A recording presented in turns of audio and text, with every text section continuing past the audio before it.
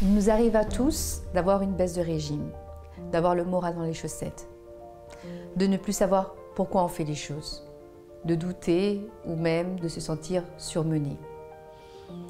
Eh bien, je vais vous apporter mon aide pour vous aider à vous recentrer et regagner cette motivation des premiers jours.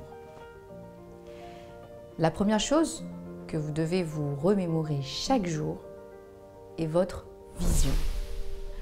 Vous devez voir et revoir chaque jour qui passe votre pourquoi. Pourquoi vous avez commencé ce dans quoi vous vous êtes lancé.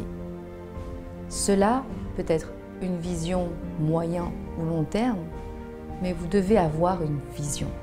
En fait, dans la vie, tout ce que nous faisons est de manière inconsciente ou consciente, motivé par une vision qui nous permet de nous poser des objectifs. Je m'explique. Si votre vision est d'être au volant de votre voiture de luxe, cela va définir vos objectifs du moment. L'objectif peut être déjà de commencer à passer votre permis de conduire. Alors, vous vous inscrivez dans votre auto-école. Au départ, vous êtes très motivé, donc vous allez tous les jours au code pour apprendre. Et puis petit à petit, votre motivation va baisser et vous y allez de moins en moins. Mais quand vous repensez à votre objectif au final, qui est d'avoir le permis de conduire, alors vous vous remotivez pour finir votre code, puis vos heures de conduite pour avoir votre permis. C'est pareil pour tout.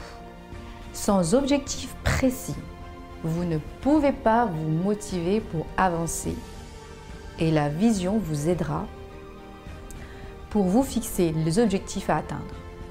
Quand j'étais plus jeune, j'avais une vision bien définie de qui j'allais devenir. Je voyais une femme sportive, indépendante, intelligente, mère de famille avec un mari qui partage les mêmes valeurs que moi, une femme proche de sa famille, une femme qui travaille dans un métier qui lui plaît et lui permet de s'épanouir. Aujourd'hui, je suis une femme et je peux dire que grâce à ma vision, sans prétention aucune, j'ai tout ce que j'avais visualisé. Bien sûr, je n'ai pas toujours su par où commencer ou quel chemin emprunter pour faire en sorte que ma vision se réalise. Mais quand vous voyez, quand vous croyez fort en quelque chose, tellement fort qu'elle est imprégnée dans votre subconscient, alors cette chose finira par se réaliser.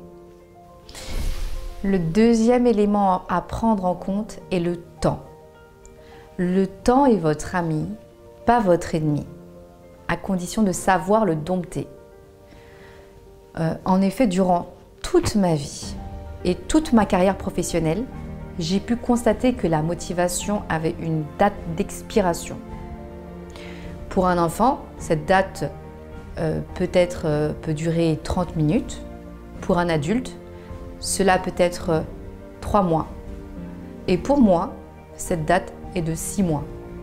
6 mois, c'est la durée que je ne dois pas dépasser pour atteindre les objectifs que je me suis fixés, qui me mèneront à ma vision.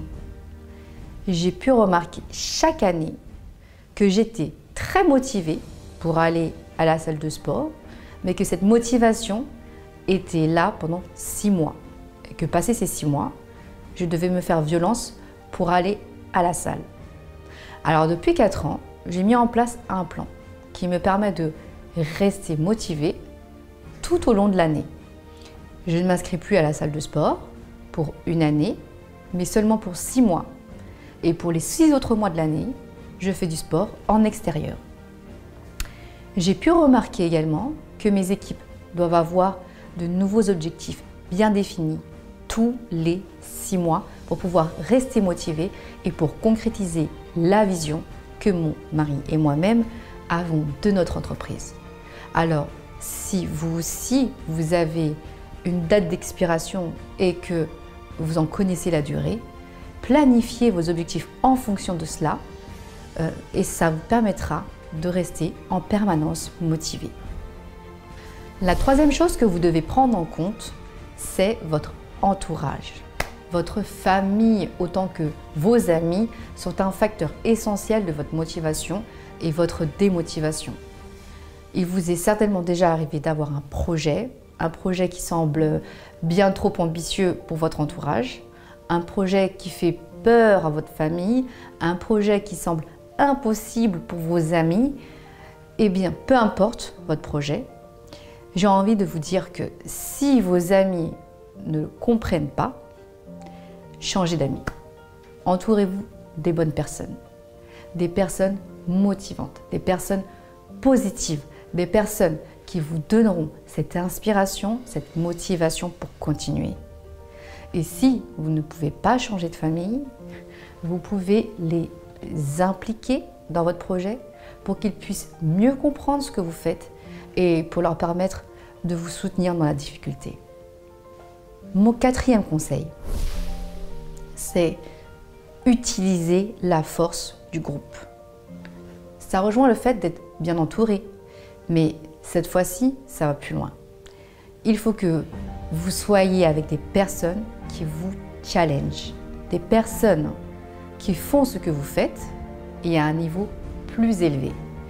Lorsque j'ai commencé dans l'entrepreneuriat, j'ai intégré des groupes d'entrepreneurs dans des masterminds afin de me permettre d'être avec des personnes qui vivaient déjà la vie dont je rêvais, la vie de chef d'entreprise, et qui pouvaient donc m'apporter leur expérience et leurs conseils. J'ai également pris un coach d'affaires, un business coach, qui m'a permis de me challenger dans la fixation de mes objectifs. Ne négligez pas la synergie de groupe. Mon cinquième conseil, c'est engagez-vous vraiment et pour cela, investissez-vous financièrement dans votre projet. Ce que je dis a été vérifié à plusieurs reprises. L'engagement financier est un facteur de motivation. Effectivement, en tant qu'agent immobilier, je peux le voir tous les jours. Les clients qui viennent en agence pour une recherche d'appartement ou qui souhaitent investir mais qui ne payent rien et qui souhaitent aussi tout se faire financer, sont les premiers à abandonner leur projet. Ceux qui payent des frais au départ sont plus que déterminés pour aller au bout de leur projet. Ceci est valable pour beaucoup de choses. Le financement des études, par exemple. Vous ne voulez peut-être pas redoubler votre classe universitaire si vous savez que l'année d'études vous coûte 10 000 €, alors qu'en comparaison, on remarque un fort taux d'échec dans les universités gratuites. Mon dernier conseil pour rester toujours motivé, c'est que dans tout ce que vous entreprenez, vous devez être sûr que vous vous challengez suffisamment pour apprendre quelque chose à la clé.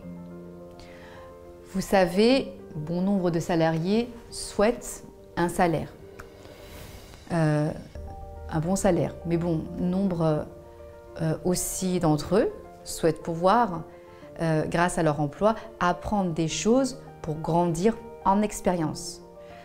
Ce conseil doit pouvoir vous faire gagner du temps, des années. J'ai malheureusement pris du temps à le comprendre. J'étais moi-même guidée par l'aspect financier à la sortie de mes études, ce qui m'a fait faire les mauvais choix. On m'avait proposé un poste en assurance avec un salaire confortable à côté des rémunérations que pouvaient toucher mes anciens camarades en cabinet d'expertise comptable. Cela dit, ce que je n'avais pas compris, c'est que le poste que l'on me proposait allait vite être répétitif et que les perspectives d'évolution étaient tout aussi compliquées. Donc après 6 ans à travailler dans de grands groupes, j'ai repris mes études. j'ai décidé de recommencer au plus bas dans un cabinet d'expertise comptable pour me permettre d'apprendre ce dont j'avais besoin pour devenir indépendante. Aujourd'hui, je suis extrêmement heureuse d'avoir fait ce choix. Si cette vidéo vous a plu, alors abonnez-vous à ma chaîne et cliquez sous le lien ci-dessous pour vous inscrire à notre prochaine masterclass. Merci.